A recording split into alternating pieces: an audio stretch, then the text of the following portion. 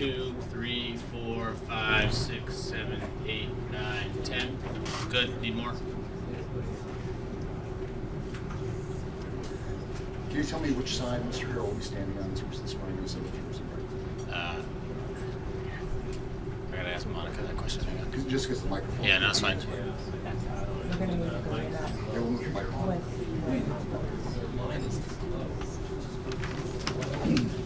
All right.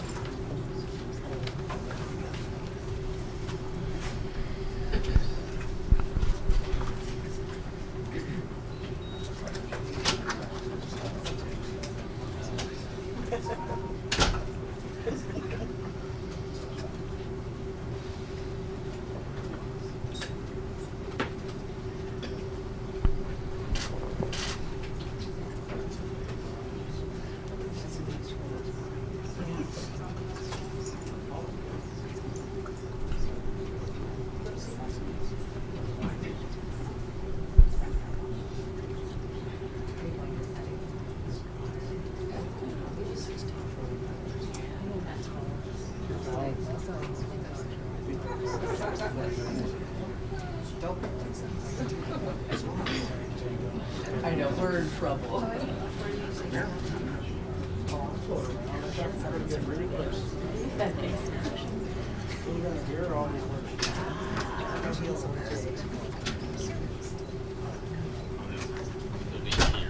Yeah, listen. Yeah. Thank you.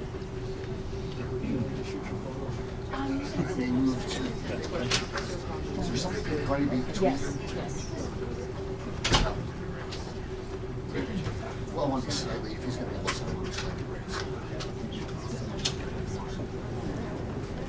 Yeah, but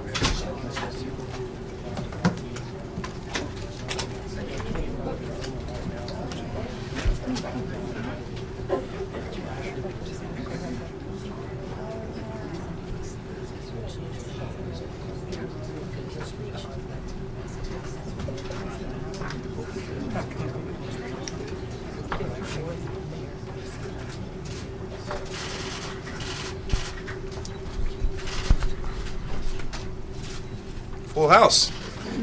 Good afternoon. A little after 5 o'clock this afternoon, I'll get sworn in as the 54th Mayor of Seattle, which of course is caused by the resignation of Mayor Ed Murray. As you can see, I'm joined by many cabinet members, elected officials and friends and family, and their presence should signal to the people of Seattle that our duties to be leaders and public servants, our duties transcend a person or an office, but indeed extend to every person in the city of Seattle. We as a team will see the next remaining months as an opportunity to help define who and what Seattle is. You see, I don't see this as a caretaking obligation. I should make that very clear. I see this as an opportunity to set the stage for excellence. I have too much appreciation for the issues that our city faces to simply be a caretaker any day of the week. So within the next few days, I'll announce whether I intend to remain mayor or whether I ask the city council to elect another city council member to serve until a new mayor is elected. I've set a personal deadline of Friday at 5 o'clock p.m. to announce that decision, and it will be made publicly. Now that part is really as simple as that. I have the data and the information to make the decision, and it is mine to make, not my advisors or my consultants. That is my decision to make. Well, my wife Joanne Harrell is here. Thank you for being here. Actually, it's Joanne's decision to make. But after Joanne makes the decision, it's mine to make. And actually, I misspoke again. My very best friend since we were 18 is here, Doug Martin, who advises me on everything. After Joanne makes a decision and Doug makes the decision, advises me, it's my decision to be made. So if a public vote is required to fill the office of mayor vacancy, the council could vote at its regular full council meeting on September 18th during its 2 o'clock meeting. And although the charter does not specify a time deadline in which the city council should select one of its members if the president of the council declines, as I stated in my August 2nd memo that I made publicly available, my recommendation is to achieve that vote within 5 days of the council president's declination.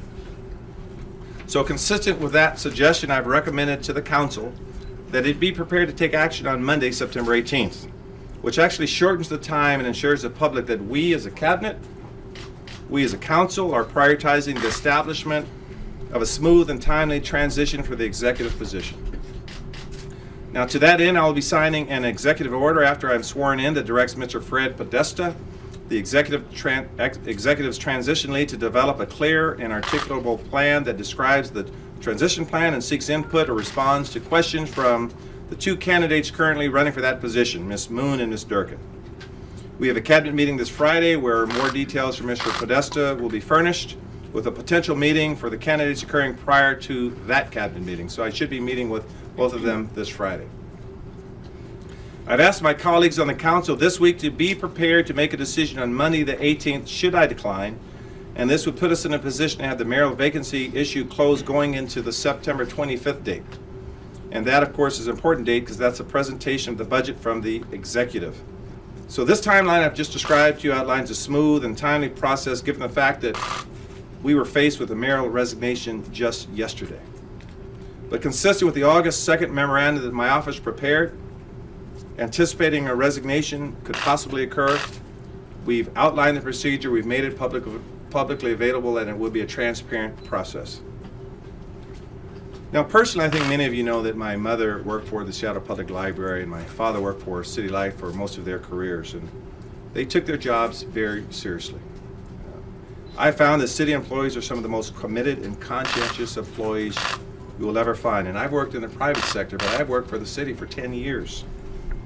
And I will tell you, just like the ones that I am around right now and I have the honor to be around, they have already embraced a culture of excellence. Make no mistake about that. For the next few months, our highest priority will be the budget. This is not perfunctory work. We just don't stamp things during that budget process. It's probably some of the most important work that we will do because there we align our resources with what we say our values are. Again, the budget will be presented on the 25th, so either I will present it or I will receive it.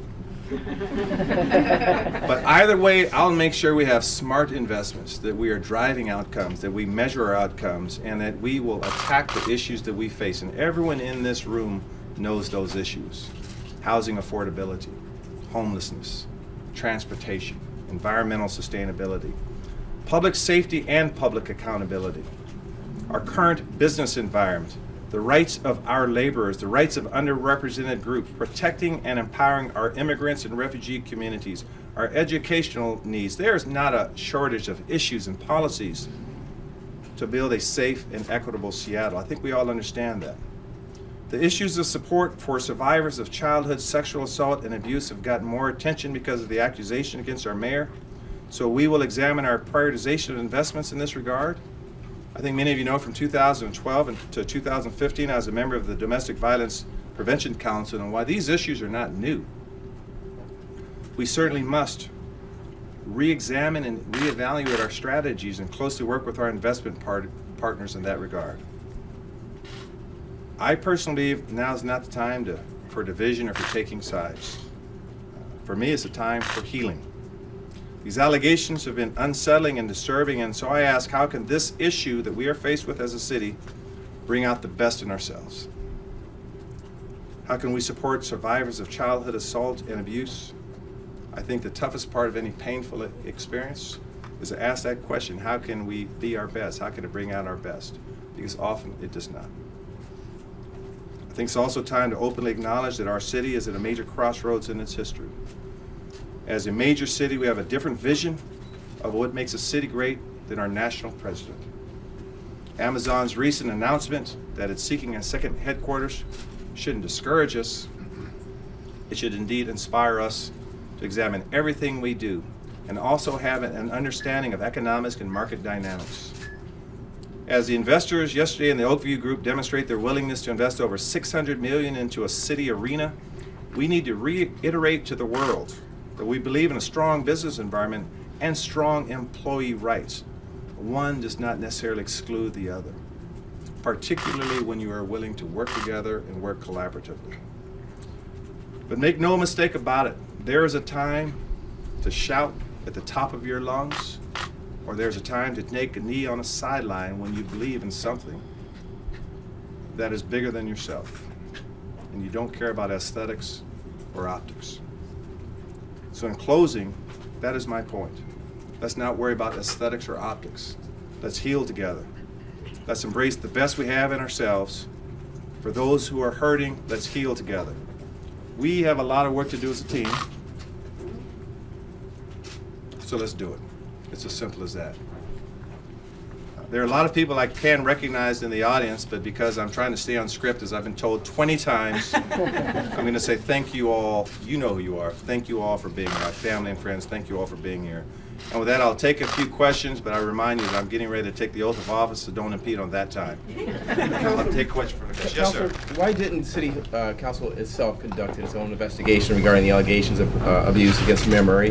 That is within your plenary powers as a chamber, is it not? Thanks for the question. No, our role is not to be an investigative body. I would disagree with that. Our role is basically a legislative body. And there are numerous other agencies and investigators and attorneys, in fact, doing that investigation. So I think it would be inappropriate for us to thwart that investigation, to let those investigations that continue as we speak to take their place and to see what conclusions are made from those investigations. Sure. Do you see the resignation affecting the notice of claim that's been filed regarding the defamation claims filed by Attorney Beauregard?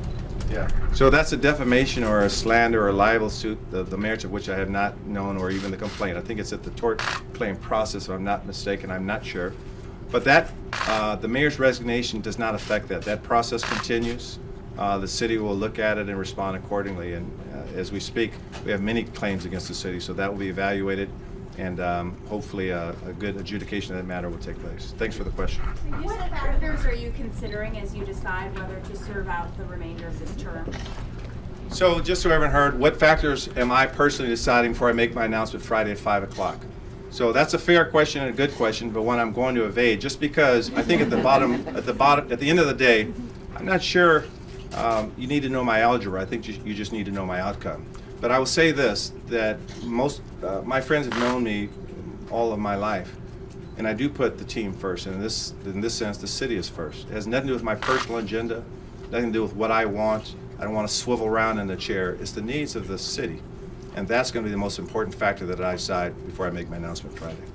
What kind of challenges are you facing because of the resignation? You just found out recently yourself. So what kind of city business, is going on behind the scenes? Kind of describe, the behind the scenes look right now. Thanks for that question. So what's sort of interesting is, if you look back, I don't know if anyone has looked back at the city's history and did the Wikipedia in Seattle and look at the history of mayors. This is not the first time there's been a resignation. There's been assignments of mayors. And so to answer your question directly, the charter actually doesn't address some certain things. For example, the time deadline by which the city council should elect or will elect a mayor, should I decline, that's not spelled out. So one of the challenges has been for us scholarly types to try to dig in and find out what the charter addresses, and there's some ambiguities there. The other piece of it is that we also know there's an election coming up, and a lot of people, as they do their job, they need to remain focused. But this has been somewhat distracting for a lot of people, so we will issue a citywide email to all of the employees assuring them that continuity is the key, thanking them for the service that they do, and hopefully allowing them to see the process unfold. But the ambiguity, the uncertainty, and sometimes the legal issues in the charter are not addressed. Those have pretty much been the challenges. Got time for one more. You said the council shouldn't be judging the mayor for something that happened 33 years ago, but yesterday you said this deserves the utmost attention from our social service agencies, etc. Do you regret those earlier comments at all? So, I was expecting that question, so let me go to script on that one. I'm just joking. I've been reading what you've been writing about that, and so this gives me the opportunity to clarify that. If any kind of heinous act was committed 10 years ago, 30 years ago, 50 years ago, and the healing, if you will, of the victim is part of the process of unveiling that, certainly a person should be judged for that.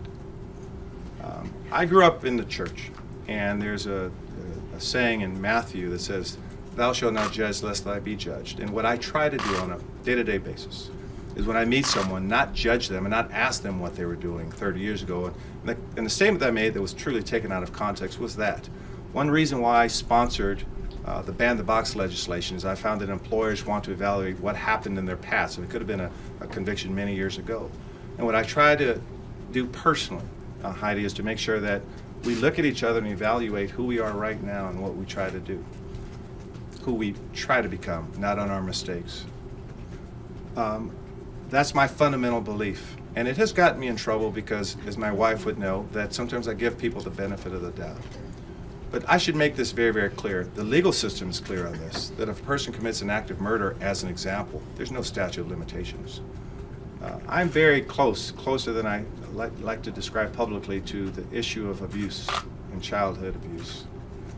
And certainly if one of my grandchildren were a victim and there was a person that I knew had committed that act, certainly I would evaluate that and act accordingly. But I hope that we become a city that evaluates most people now on what they are today and who they are, and that there's another process to make sure that fair adjudication of crimes are done with and dealt with accordingly. Thanks for the question. All right, thanks. I'm so sorry if you'll step to this. Okay, so I'm going to take the oath of office. That's easy. Please have his Please come up. Side by side.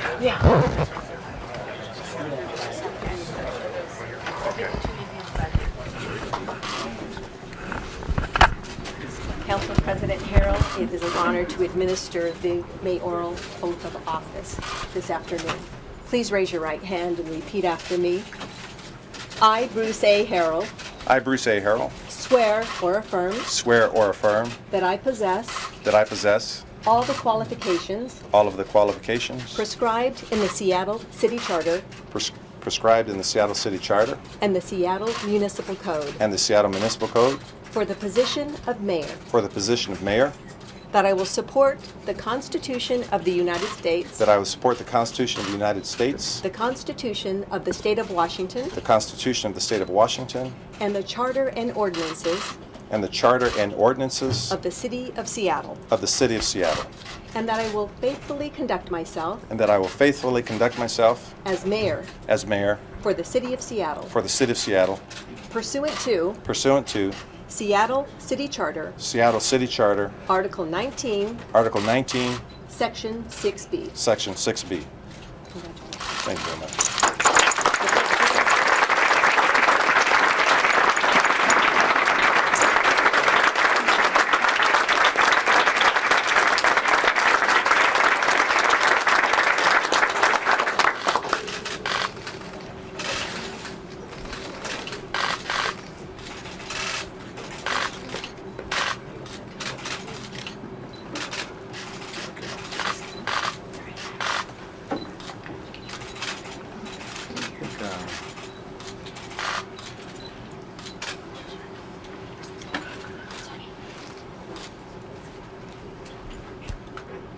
Drop the cell phones, please. We can't see anything back there.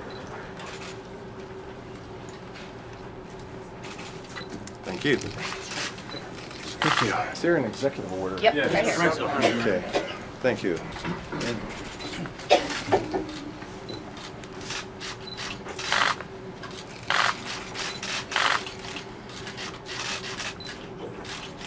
Good.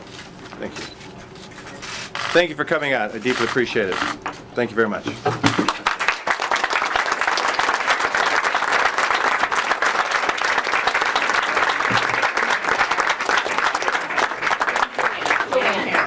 Cheryl, A-N-N. Yes, it's on the ground right here.